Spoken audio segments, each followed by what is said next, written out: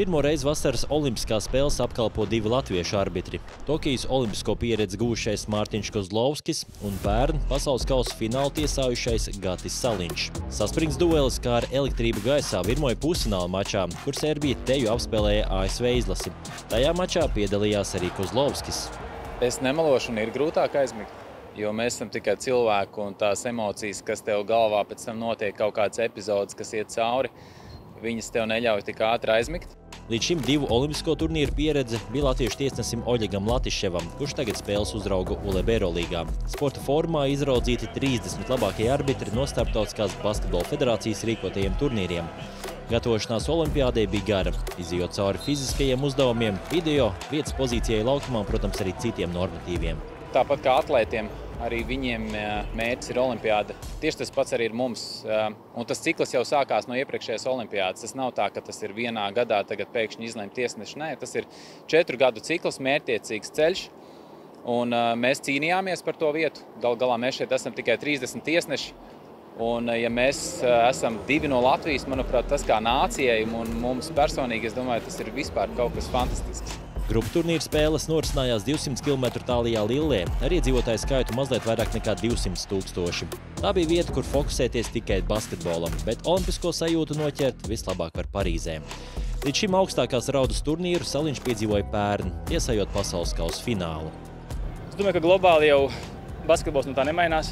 Tas ir tas pats basketbols, kur spēlē 40 minūtes, bet skaidrs, ka šeit ir labākie spēlētāji pasaulē. Tas ir augsts līmeņa basketbols un ir redzams gan atlētisms, gan arī tehniskās varbūt līmeņa priekšrocības, piemēram, salīdzinājumā ar sezonu. Mūsu gadījumā īsti varbūt nekas nemainās, atbildība lielāka, bet basketbols ir basketbols. Es domāju, gan Latvijā, gan Eiropā, gan arī pasaulē vai olimpiādē.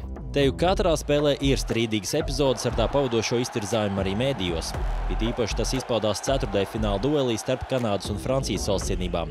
Ziemeļamerikas mēdīja TSN pētnieciskais žurnālists Riks Vestheds pēc spēles sociālajos mēdījos dalījās ar ierakstu, ka viņa nākamā izmeklēšana būs FIBA tiesneši. Spēles laikā epizodes ir daudz. Tiesa gan visas atkārtojumos nevar apskatīt. Jā, noteikti ir situācijas, kuras mēs varam skatīties atkārtojumos, ir situācijas, kuras nevaram. Ir ļoti liels darbs ieguldīts, es domāju, ka ne tikai sagatavošanās posmā, bet vispār pēdējos gados, lai strādātu pie šīs vietas izvēles, lai pēc iespējas labāk lasītu to spēli, lai saprastu, kur jāskatās, uz kurien jāskatās, lai izvairītos varbūt no kaut kādām kļūdām tieši spēles beigās un vispār spēlē kopumā. Taču tā apziņa, ka olimpiskajā turnīrā var strādāt ar ilgadēju kolēģi un arī draugu, esot noķerti vien Parīzē.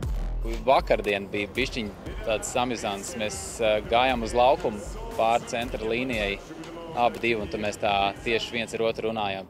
Mēs esam olimpiādē abi divi kopā, pusfināla spēle. Un es teiktu, tie mirkļi, tie mums personīgi ir tie paši īpašākie. Nu tā. Ir patīkami, protams, redzēt arī būt pie olimpiskiem riņķiem un redzēt to, kas notiek olimpiskajā ciematā, bet, protams, ka mēs paši kā cilvēcīgi, mēs, protams, arī gribam sasniegt augstākos rezultātus tajā mūsu sfērā. Ir baigais prieks, jā.